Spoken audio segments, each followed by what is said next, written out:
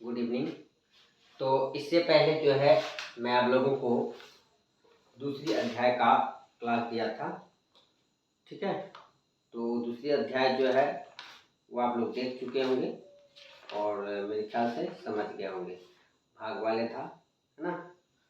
और आज जो है तीसरा अध्याय दे रहा हूँ, दो चर वाले रैखिक समीकरण युग्म। तीसरा अध्याय में क्या है? दो चर वाले रैखिक समीकरण, ठीक है। यानी कि दो चर वाले रैखिक समीकरण क्या होते हैं, कैसे दो चर वाले रैखिक समीकरण जो है हम लोग दो चर वाले रैखिक समीकरण किसे कहते हैं और कैसे होते हैं। दो चर, देखिए पहला पॉइंट है जो चर को समझिए, चर किसे कहते हैं। ऑलरेडी मैंने पहले बताया था और आज भी मैं बता रहा हूँ। चर जो होता है ए से लेकर जेड तक गणितीय भाषा में चर कहते हैं, गणितीय भाषा में चर कहा जाता है, ठीक है। इस बात को याद रखिएगा। तो यहाँ दो चर की बात हो रहा है, एक चर x है और दूसरी चर क्या है? y है, क्योंकि दो चर हुआ, ए से लेकर जेड तक सारा चर है, लेकिन कोई भी एक ठो रहेगा तो x से एक रहेगा तो एक चर हुआ। अगर x और y है दो चर, अगर दो बार x लिखा हुआ x square plus 2x plus 5 तो वो फिर एक ही चर हुआ।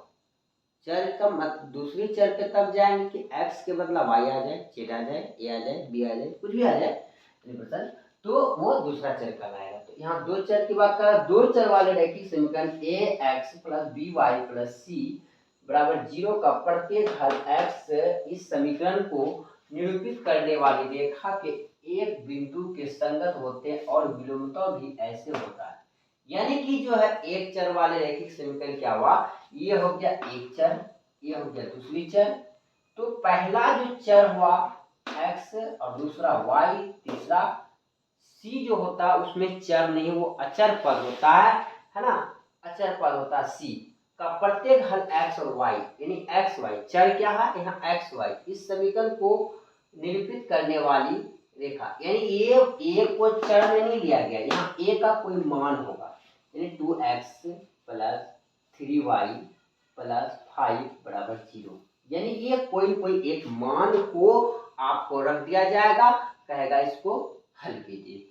तो प्रत्येक हल x y इस समीकरण के निरूपित करने वाली रेखा के बिंदु के संगत होते हैं और विलोमता भी ऐसे होते हैं। यानी एक निरूपित जो करता है रेखा का एक बिंदु का एक संगत होता है, एक संगत तरीका से निरूपित किया जाता है, उससे विलोमता ऐसे होते हैं, ठीक है। इस प्रकार का लिखा जाता है। तो इस अब आते हैं फिर दूसरी बात पॉइंट पे। यह दो रैखिक समीकरण उन्हीं दो चरों और x और y में है, इस प्रकार के समीकरणों का एक युग्म या रैखिक समीकरण युग्म कहते हैं।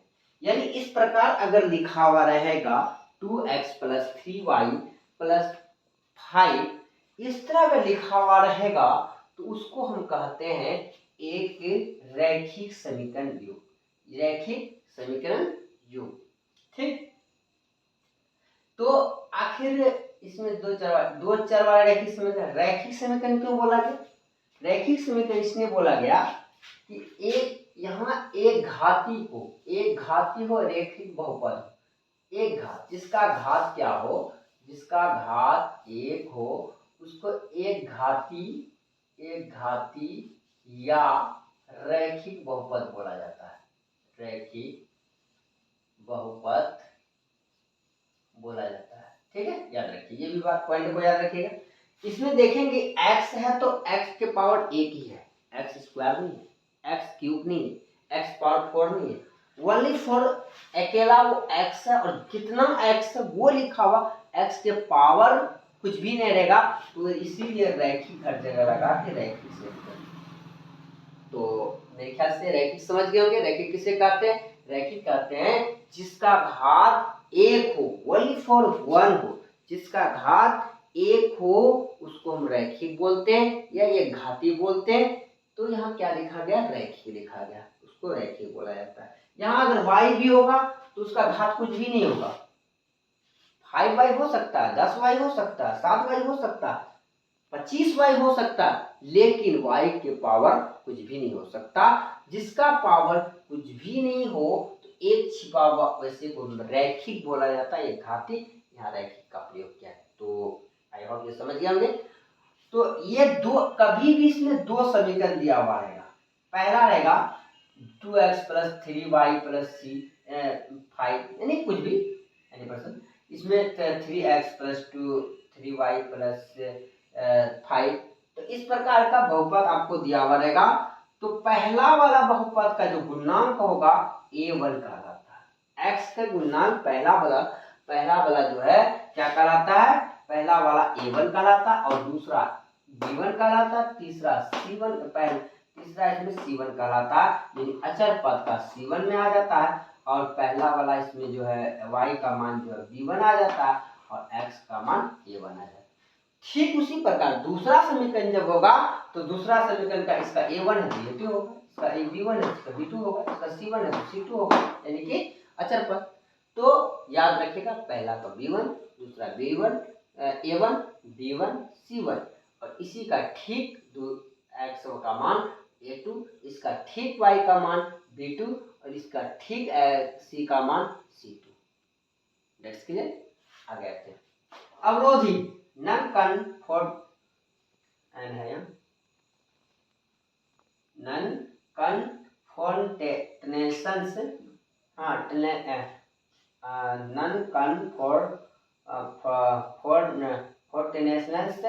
यानी कि अवरोधी जो होता है रेखा एक बिंदु पर प्रतिच्छेदी करता है, यानी एक रेखा जो होता है वो क्या करता है, प्रतिच्छेदी करता है, यानी एक रेखा दूसरी रेखा को काटता है। एक रेखा यानी कि जैसे ये रेखा जा रही है और इस रेखा को काटा तो यहाँ प्रतिच्छेद किया, यानी एक दूसरी रेखा को कटिंग किया तो प्रतिच्छेदी कहलाता है। इस स्थिति में समीकरण युग्म का अद्वितीय हल होता है। कैसा हल होता है, अद्वितीय हल होता है, यानी कि केवल एक हल बोलिए या अद्वितीय हल बोलिए, ठीक है, अद्वितीय हल होता है। तो इस स्थिति में क्या होगा, a1 a2 बराबर नहीं b1 b2, यानी कि जैसे कि 2x प्लस 3y प्लस 5, यहाँ रह जाएगा 3x प्लस 2y प्लस 5, यहाँ 2/3 है, यहाँ 3/2 है। क्या ये दोनों बराबर है, नहीं बराबर। ये हो जाए a1 a2 बराबर नहीं b1 b2। तो हम क्या बोलेंगे, रेखाएं प्रतिच्छेदी है और इसका अद्वितीय हल है, और जिसका अद्वितीय हल होगा तो उसका हल निकलेगा। हमेशा याद रखिएगा a1 a2 बराबर नहीं b1 b2 तभी अद्वितीय हल है और रेखाएं प्रतिच्छेदी करती है। हाँ, और युग्म क्या है, युग्म उसका जो है एक युग्म जो है संगत होगा। हाँ, युग्म जो है क्या होगा, अवरोधी युग्म होगा। युग्म क्या होगा, अवरोधी युग्म होगा, है ना। तो उस चीज का हल क्या होगा, निकलेगा। आ जाते हैं दूसरा पॉइंट पे, असंगत युग्म अनकंस्ट्रेंट, एक रैखिक समीकरण युग्म जिसका कोई हल नहीं होता है, रैखिक समीकरणों का असंगत युग्म कहलाता है, यानी जिसका कोई हल नहीं होता, यानी a1 a2 बराबर b1 b2 बराबर नहीं c1 c2, उसका कोई हल नहीं होगा। वो युग्म क्या होगा, असंगत होगा। और कोई हल क्या होगा, कोई नहीं। यानी कहने का तात्पर्य ये हुआ कि जैसे कि इसमें दिया हुआ रहेगा आपका 2x प्लस 3y प्लस 5 बराबर 0, 3x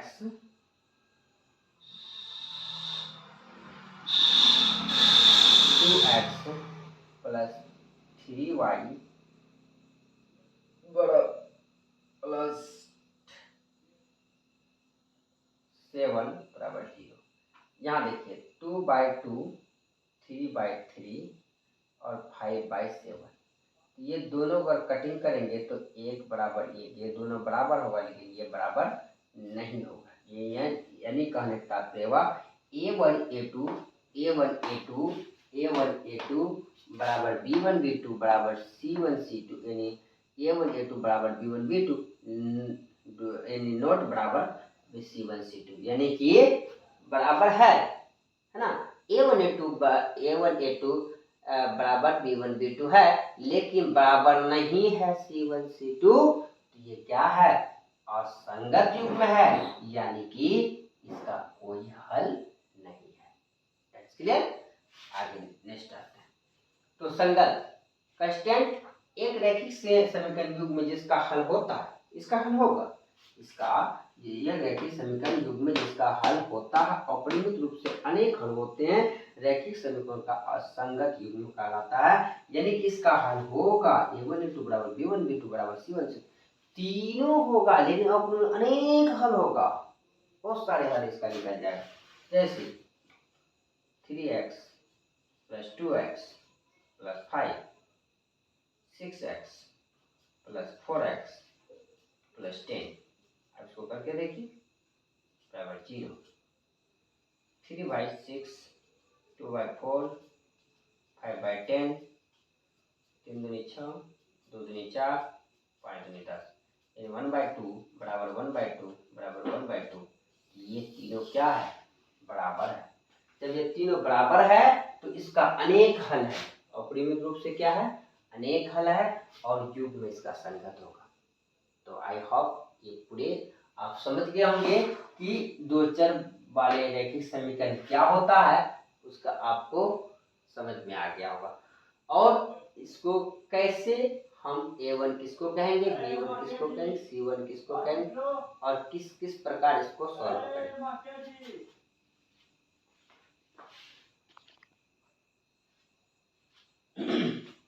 ध्यान देंगे। तो ये तो मैं बता चुका हूँ, फिर भी मैं आपको रिपीट कर देता हूँ। अनुपातों की तुलना, ग्राफीय निरूपण, बीजगणितीय निरूपण। A1 A2 यानी A1 A2 बराबर नहीं B1 B2, पहले मैंने बताया है कि A1 A2 बराबर नहीं B1 B2 होगा तो क्या होगा, रेखाएं प्रतिच्छेदी होगी, है ना, रेखाएं एक दूसरे को प्रतिच्छेद करेगा, केवल एक हल यानी अद्वितीय हल होगा। That's clear. A1 A2 बराबर B1 B2 बराबर नहीं C1 C2, A1 A2 बराबर B1 B2 बराबर C1 C2, यानी तीनों अगर बराबर रहता है, उस स्थिति में रेखाएं क्या होगा, समपाती रेखा होगा, अपरिमित रूप से अनेक हल होगा, इसका बहुत सारा हल हो जाएगा। ठीक है, यानी कि तीनों जब बराबर होता है, जैसे 3/6 3/6 ना, 3x 5x 7x 6x 6 sorry y 7 बराबर 0 10y बराबर 14 बराबर 0 3/6 5/10 7/4 14 3 दूनी 6 3 5 दूनी 10 7 एकम 7 7 दूनी 14 1/2 1/2 और 1/2। ये तीनों जब बराबर होता है क्या होगा, रेखाएं समपाती अपरिमेय रूप से अनेक होता है।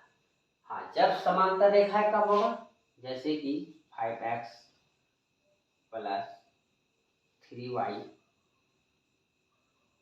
प्लस 3 के बाद 5x 9y प्लस 5। अब इसको 5/15 बराबर 9/9 3/9 3/5, 5 एकम 5 5 3 15 3 एकम 3 3 3 9 3 3 नहीं कटेगा, 1/3 बराबर 3/5। तो यहाँ देखिए 1/3 1/3 ये दोनों क्या एक दूसरे का बराबर है, लेकिन 3/2 बराबर नहीं है, यानी A1 A2 बराबर B1 B2 बराबर नहीं C1 C2 ये बराबर नहीं हो तो रेखा क्या होगा, समांतर होगा, कोई हल, इसका कोई हल ही नहीं निकलेगा। That's clear. तो आई होप यहाँ तक आप समझ गए होंगे। तब इससे आप इसके बाद जो है हम लोग 3.1 का भी मैथ पढ़ाएंगे, उसे ध्यान देंगे मैथ का। आफ्ताब अपनी पुत्री से कहता है 7 वर्ष पूर्व, देखिए जब कोई बात पूर्व कहे, याद रखिएगा पहले की बात कर, और पूर्व में घटता है, ठीक है, और पूर्व में तुमसे 7 गुनी आयु का था, अब से 3 वर्ष बाद तुमसे केवल 3 गुना आयु का रह जाएगा, जुटेगा, बात की बात। क्या यह मनोरंजन इस स्थिति को बीजगणितीय एवं ग्राफीय निरूपण व्यक्त करता है। देखिए ये ग्राफ विधि का है। मैं तो यहाँ आपको ऐसे बता दूंगा, लेकिन आप लोगों से रिक्वेस्ट है कि इस चीज को आप ग्राफ कॉपी में बनाइएगा तो बेहतर होगा। ग्राफ कॉपी आप लोग खरीद लेंगे, 10 या 20 रुपया में देगा। उस पर क्या होता है कि आपका जो लाइन होगा वो बेहतर तरीका से कटेगा, लाइन अच्छे से कटेगा और आपको उसमें अच्छे से समझ में आएगा, आप लोग खरीद लेंगे। तो इसमें क्या करेंगे, मानेंगे सॉल्व 3.1 का 1 नंबर करा है। अब तो आप लोग को से करें, अब तो आपको माना कि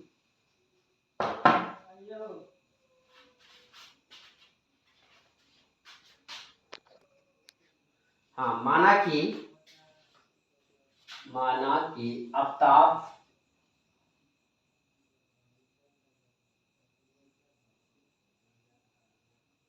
आफ्ताब का उम्र, आफ्ताब का उम्र बराबर x और पुत्री का उम्र y। ठीक है, तो क्या कह रहा है, 7 वर्ष पूर्व, प्रश्न से 7 वर्ष पूर्व कह रहा है, यानी x माइनस 7 और y माइनस 7 कर दीजिए, यानी 7 वर्ष ये पहले की बात कर रहा है। ठीक, उसके बाद कह रहा है 7 वर्ष पूर्व मैं तुमसे 7, आफ्ताब अपनी पुत्री से कहा था 7 वर्ष पूर्व मैं तुमसे 7 गुनी आयु का था, ये था, यानी आफ्ताब अपने पुत्र से कहता है कि मैं 7 वर्ष पहले तुमसे 7 गुना था, है ना, 7 गुना था, ये था। इसमें करेंगे तो बराबर हो जाएगा, तो 7 गुना किस में करेंगे, पुत्री में करेंगे। x माइनस 7 बराबर 7y 49 प्लस में इधर माइनस में 7y, फिर 49 माइनस में इधर प्लस। चलिए ध्यान देंगे। तो का माना कि आफ्ताब का वर्तमान उम्र क्या माने, x माने और पुत्री का वर्तमान उम्र y माने। तो कहा पहले, यानी कि आफ्ताब कहा अपना पुत्री से कि मैं 7 यानी कि 7 वर्ष पहले तुमसे 7 गुनी का था, यानी पहले था, तो ये तो ऑलरेडी है, इसमें 7 गुनी करेंगे तो क्या दोनों बराबर हो जाएगा। तो 7y माइनस 49, ये माइनस 49 हो गए, माइनस में इधर प्लस में 7, ये क्या हो जाएगा, x माइनस 7y घटा दिए माइनस 42। ठीक है, तो इसे देखिए ग्राफ में करने के लिए क्या कहता है, y का मान हम निकालते हैं, x का मान भी निकालें तो भी निकलेगा, तो y का मान निकालें बेटर रहेगा, माइनस 42 माइनस x, तो क्या करेंगे, यहाँ गुना उधर भाग में आ जाएगा, माइनस का कॉमन ले लीजिए पहले, x प्लस माइनस माइनस बट्टा माइनस 7, माइनस माइनस कट गया, y बराबर क्या हो जाएगा, x प्लस 42 बट्टा 7, इधर लिखिए यदि x तो y, यदि x तो y। ठीक, नहीं बाद में मान लेंगे। फिर प्रश्न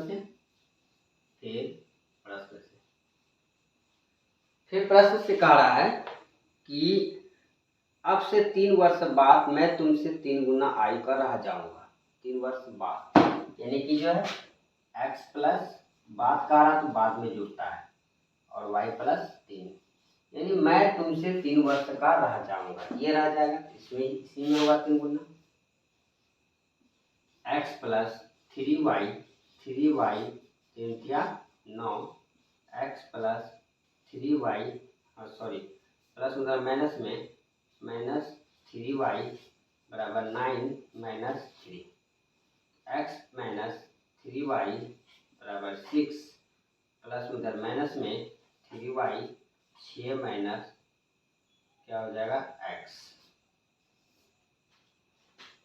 तो y बराबर माइनस x का कॉमन ले लीजिए, minus minus plus 6 by minus 3, minus minus cut गया, x माइनस 6 बाई 3, इसमें भी आप लीजिए यदि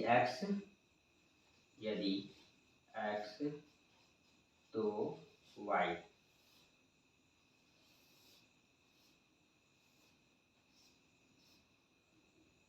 तो अब इसमें जो है हम x का मान लेंगे, ये समझ गए होंगे कि 3 गुना ये था तो उसमें 3 गुना करके बराबर किए, 3 गुना 3 वाई, 3 तिया 9, प्लस में इधर माइनस में आया, ये प्लस में इधर माइनस में गया, 9 में 3 गया 6 बचा, और फिर ये हम y का मान निकालते समय प्लस में इधर माइनस में, फिर गुना, यहाँ गुना चिन्ह छिपा, गुना उधर भाग में जाएगा, माइनस का कॉमन है, प्लस में माइनस, माइनस माइनस प्लस, उसके बाद -3, माइनस माइनस कट गया, x - 6 बटा बाय 3। क्लियर। अब इसमें मान लेके बनाएंगे। देखिए यहाँ क्या लें, पहले हम 0 से स्टार्ट करते हैं। 0 लेते हैं, 7 से कट जाता 7 6 42, 0 जोड़ेंगे, यानी कि जी एक्स में यहाँ 0 बैठाए, 0 + 42 तो जी 42, 7 से कट जाएगा 7 6 42। फिर यहाँ क्या लेंगे, चलिए 7 ले लेते हैं, 49 वास्ता 49, यानी ऐसा मान पुट कीजिए जो आपको नीचे वाला से कट जाए। हमेशा याद रखिए कि हाँ मान ऐसा पुट हो जो कि ये नीचे वाला अगर हम कटाए तो कट जाए। फिर इसमें देखिए अगर हम 0 लेते हैं तो 3 दूनी 6, अगर हम 6 लेते हैं, 6 में 6 गया 0, 0 3 से भाग दिए 0। क्लियर। अब हम क्या करेंगे, सबसे बड़ा कौन, x का 7 है, तो 7 तक हम इसको ग्राफ खींच लेंगे ऐसे।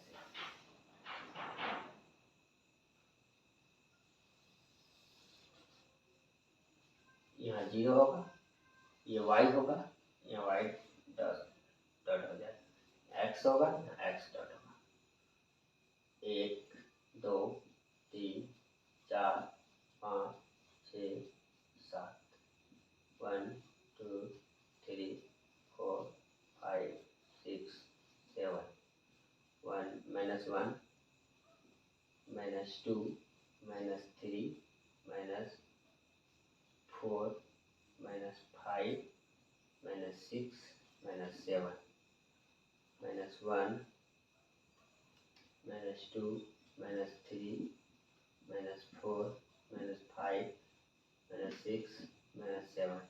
ठीक। अब देखिए यहाँ x का मान कितना है, 0, और 0 कहाँ है, ये x का भी मान है, y का मान, x डॉट का भी मान है, y डॉट का भी मान है। ठीक है, तो x का मान 0, y का मान 6, कहाँ जाएगा, ऊपर जाएगा, क्योंकि प्लस वाला है, ये ऊपर जाएगा, यहाँ हम गोल कर देंगे ऐसे। ठीक, उसके x का 7 y का 7, x का 7 y का 7, कहाँ, यहाँ, ऐसे ऐसे हम डैश करके यहाँ लाएंगे, इसको इधर से आप ग्राफ कॉपी बनाइएगा तो बेटर बनेगा। क्लियर।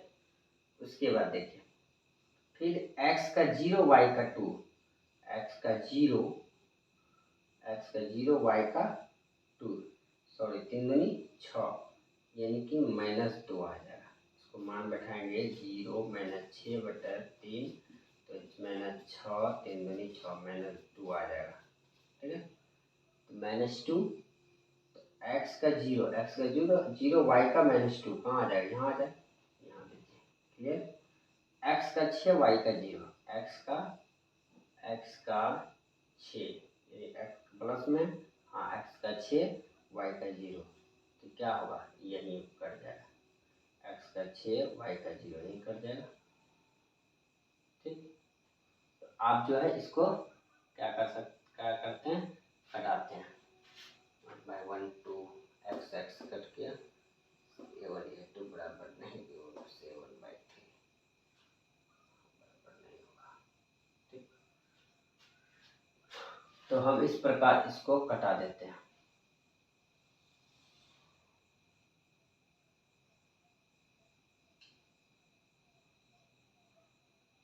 एक मिनट, सॉरी, इसको यहाँ नहीं होगा, एक कट यहाँ होगा। चलिए, तो क्या करेंगे, इसको इससे कटा देंगे और इसको इससे कटा देंगे। ठीक,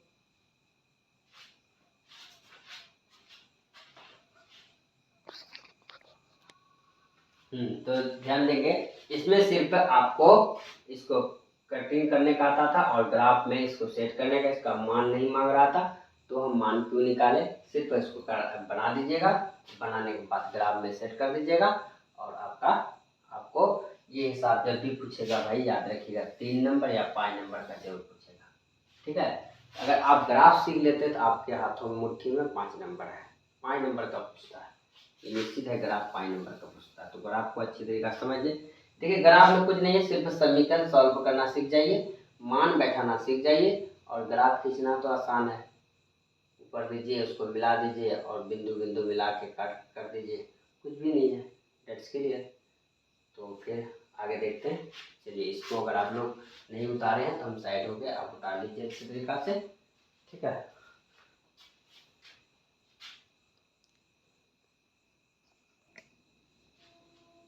देखिए तो 1 नंबर बताए थे, तो आई होप वो भी समझ गए होंगे।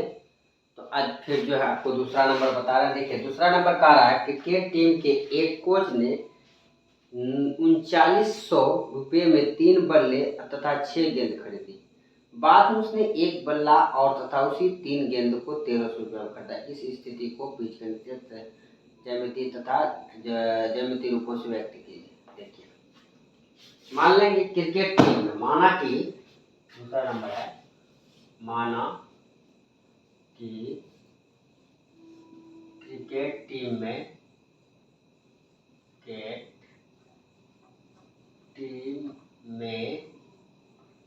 बल्ले की संख्या, जो संख्या मांग रहा है कि देखो, हाँ कोच ने इतने बल्ले इतने गेंद खरीदे और उसने इतना इतना बल्ला और इतना गेंद खरीदा, इसे गिनते हुए रुपये की। हाँ तो उसका जो है बल्ले की संख्या मांग रहा है। ठीक है,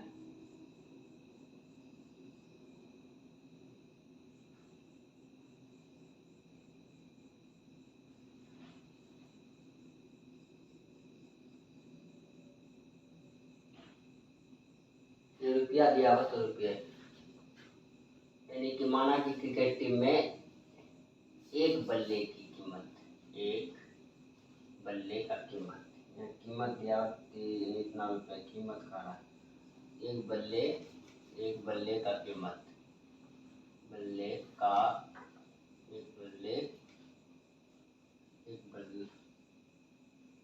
एक बल्ला का कीमत बराबर x रुपये और एक गेंद का कीमत y रुपये। ठीक है, चलिए करा कि 3 बल्ले 6 गेंद, प्रश्न से 3 कितना करा कि 3 बल्ले और 6 गेंद, 3 बल्ले यानी कि 3x, एक को x माने तो 3 है तो 3x होगा, और 6y बराबर 3900 रुपये दाम है। हम क्या करते हैं 3 का कॉमन लेते हैं, फिर कट रहा 3 से, 3 दूनी 6 बराबर, तो ये गुना में तो भाग में जाता है, तो आपको पता है 3 एकम 3, 3 तिया 9, तो x प्लस 2y बराबर 1300 रुपये, यानी y का मान निकालेंगे तो 2y बराबर 1300 माइनस x, y बराबर 1300 माइनस एक्स बाई 2, ये समीकरण फर्स्ट। ठीक है, अब इसका हम y का मान निकल गए, यदि x तो y लिख सकते हैं यहाँ, यदि x तो y, ठीक, बाद में मान लेंगे। फिर दूसरा समीकरण क्या कर, फिर प्रश्न से कह रहा है कि बाद में एक बल्ले और 3 गेंद, एक बल्ले यानी कि एक बल्ले, एक एक्स, एक गुना एक्स करेंगे तो क्या होगा, एक एक्स 3 बल्ले यानी एक एक्स 3 बल्ले, यानी एक बल्ला और 3 गेंद खरीदा, एक बल्ला और बाद में फिर एक बल्ला और 3 गेंद खरीदा, 3y बराबर कितना रुपये में खरीदा, यानी कि एक बल्ला, एक और एक बल्ला तथा उसी प्रकार 3 गेंद 1300, 3 गेंद 1300 रुपये में खरीदा, यानी x प्लस 3y बराबर 1300 रुपये, प्लस उधर माइनस में 3y 1300 माइनस x, इसलिए y बराबर 1300 माइनस x बटा 3, समीकरण सेकेंड। यदि x तो y इसमें भी लेंगे, यदि x तो y क्या होगा, ठीक। इसमें चलिए, इसमें पहले मान लेते हैं, 700 ले लिए, कितना हुआ 600, 600 को आधा करेंगे तो कितना हो जाएगा 300 हो जाएगा। मान लीजिए 800, हम 700 नहीं, यहाँ 500 ले लिए, कितना बचा मेरे पास 8 5 13, 800 बचा, 800 का आधा करेंगे कितना हो जाएगा 400, यानी ये 1300 में 700 घटा रहे हैं, 600 बचा, 600 आधा किए 300 हुआ, फिर 1300 में 500 घटाए कितना बचा 800 बचा, 800 यानी आप इधर आप क्लब करके भी देख सकते हैं, 700 घटा के बटा 2 कर सकते हैं, 7 6 13 बटा 2 2 तिया 6, 300 आया। फिर अगर हम 1300 माइनस 500 बटा 2 करेंगे, 8 5 13 800 बटा 2 400, ठीक, दैट्स क्लियर। चलिए आगे आइए, यहाँ अगर हम कितना लेते हैं, चलिए 300 ले लेते हैं, 1000 बचा तो 1000 से 3 से नहीं कटेगा है ना, तो ऐसा लें जो कि 3 से कट जाए। चलिए 400 लेते हैं, 400 लेते हैं कितना बचता है 900, 3 तिया 900 कट जाता है। फिर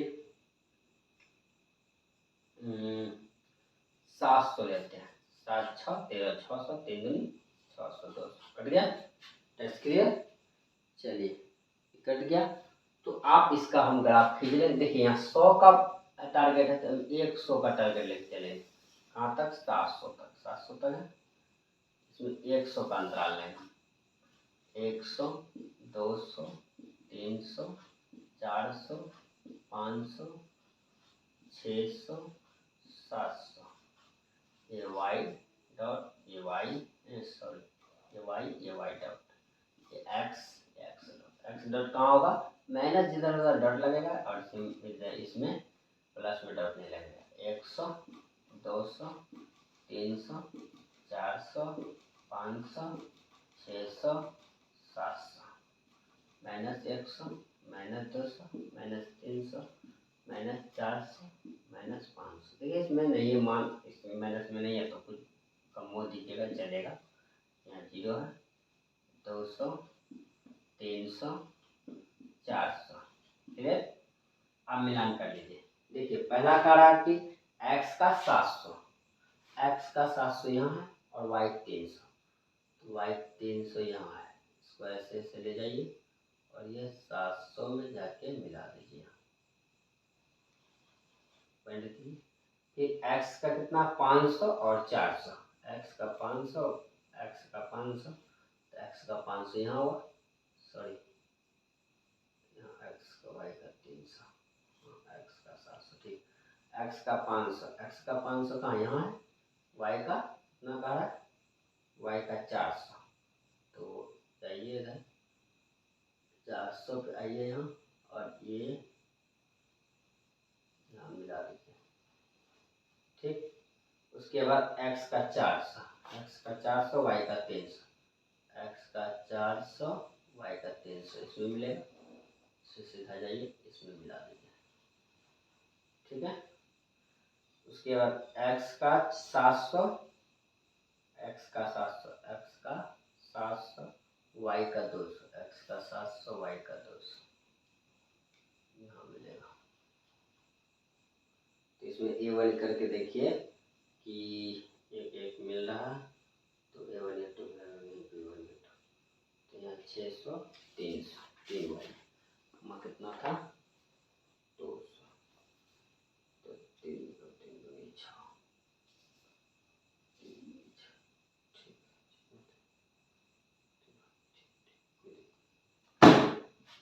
चलिए तो ये देखिए इसमें ये वाला से मिल रहा है, ठीक है, इसको मिला दीजिए और इसको मिला दीजिए, बस हो गया। क्लियर? तो आई होप ये भी मैथ आप लोग अच्छे तरीके से समझ गए होंगे, है ना? नहीं समझे, कोई प्रॉब्लम है तो आप लोग से भी बार बार मैं रिक्वेस्ट करता हूँ कि कमेंट किया कीजिए। आपको कमेंट करने से मुझे भी कुछ आपके द्वारा ज्ञान मिलेगा कि या फिर मेरा कोई कमी है तो आप लोग ढूंढते हैं। इस तरह आप लोग नहीं कमेंट करते, मुझे बहुत बुरा लगता है। इसलिए आप लोग से रिक्वेस्ट कमेंट किया कीजिए, जहाँ पर कोई मिस्टेक होता है तो नहीं, तो अगर कुछ ना समझ में आता तो भी कमेंट किया कीजिए। तो अब मैं साइड हो गया, आप लोग उतार लीजिए इस मैथ को।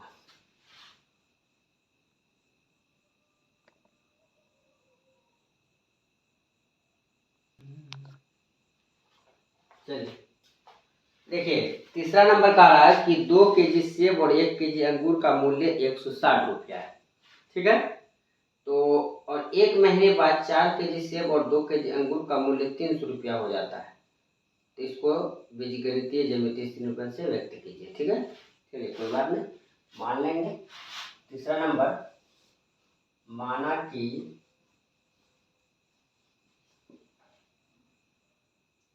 1 केजी सेब का मूल्य बराबर x और 1 केजी अंगूर का मूल्य बराबर y, प्रश्न से। ठीक है?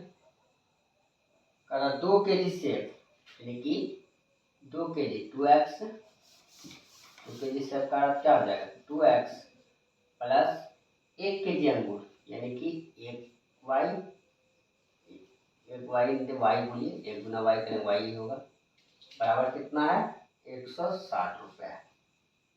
ठीक, इसको सॉल्व कर लीजिए, प्लस उधर माइनस में 160 माइनस 2x, समीकरण फर्स्ट, यदि x तो y, यदि x तो y। ठीक, दूसरा आइए, दूसरा कह रहा है कि 4 केजी सेब और 2 केजी अंगूर, फिर प्रश्न से, फिर प्रश्न से 4 केजी सेब यानी 4x और 2 केजी अंगूर 2y, 2y बराबर 23, 2 का कॉमन ले, दूनी 4y बराबर 23, इसको कटाते हैं 2 कम 2, 13 दूनी 300, यानी कि 2x प्लस y बराबर 150, प्लस उधर माइनस में y बराबर 150 माइनस 2x, इसलिए यदि x तो y।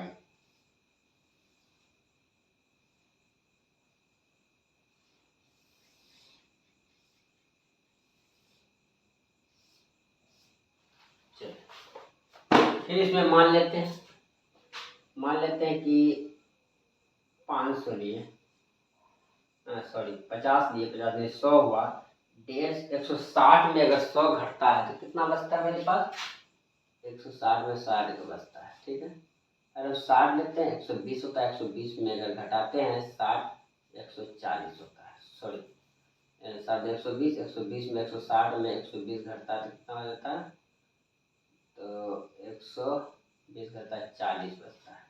ठीक, नेक्स्ट आता है, फिर इसमें मानते हैं 50 लेते हैं, 50 दूनी 100 तो 50 बचता है, फिर 60 लेते हैं, 120 तो 120 घटाते हैं कितना बचता है 30 बचता है। ठीक,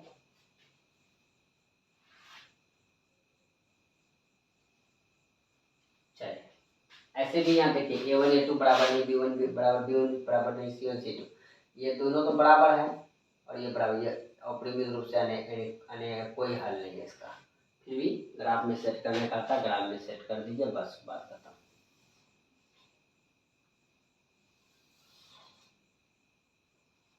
y dash y y dot x x dot 0।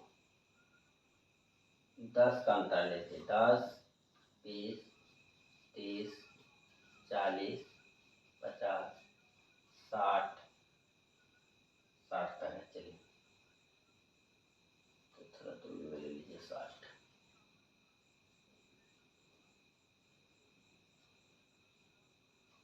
10 20 30 40 50 60 10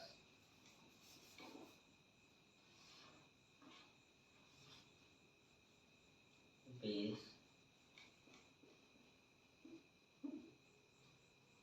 20 30 40 50 60। ये माइनस है, तो माइनस लगाइए, सब में माइनस होगा। -10 -20 -30 -40 -50 -60। क्लियर? चलिए, कहा कि x का 50, यहाँ जाएगा x का 50, y का 60 ऊपर जाएगा, तो यहाँ है y, इसको ऐसे कीजिए, इधर से इसको जाके मिला दीजिए। क्लियर? x का 60, x का 60, y का 40, यहाँ है 40, इसको इधर से लेके आइए और इसको इधर से ले जाके यहाँ मिला दीजिए। क्लियर? उसके बाद x का 50, y का 50, x का 50, y का 50, यहाँ ला के इसमें मिला दीजिए, y का 50। ठीक है? x का 60, y का 30, x का 60, y का 30, y का 30 यहाँ। क्लियर?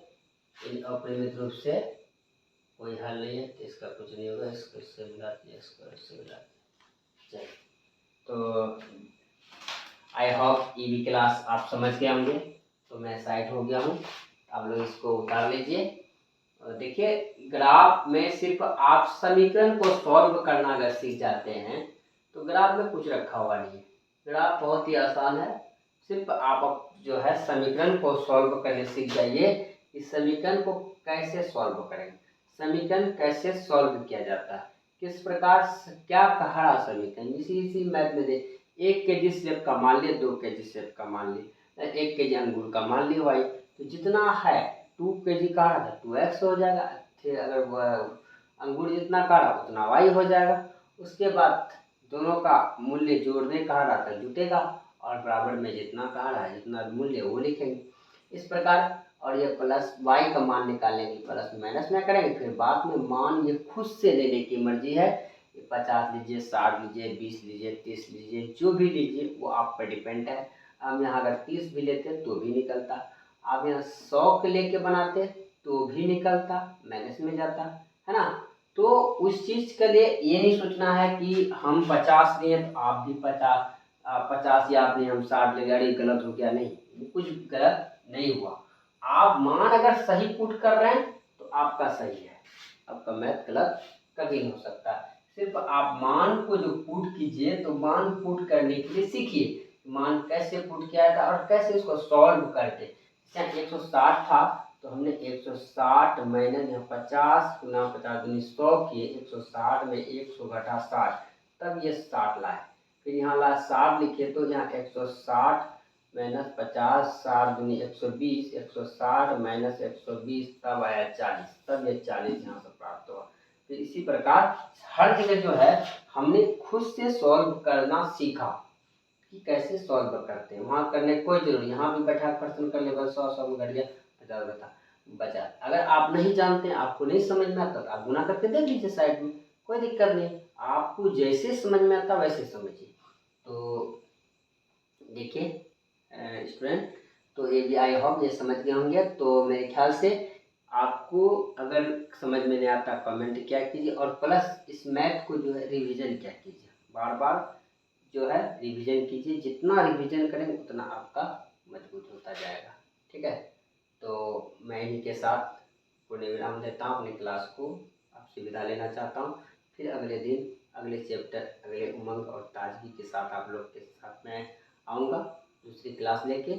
मैं आप लोग से यही यही मैं आप लोग से कामना करूंगा कि आप आगे के मैच जो आप लोग देख के आएंगे। अगर आप लोग से बने तो बना के कमेंट करेंगे, मैं बहुत खुश हूँगा आप लोग से। लेकिन आप लोग तो करते नहीं हैं तो मज़ा नहीं आता। देखिए, टीचर और शिक्षक ये दोनों रिश्ता जो होता है एक दूसरे का पूरक होता है। आपके बिना मैं नहीं हूँ, मेरे बिना आप भी नहीं है।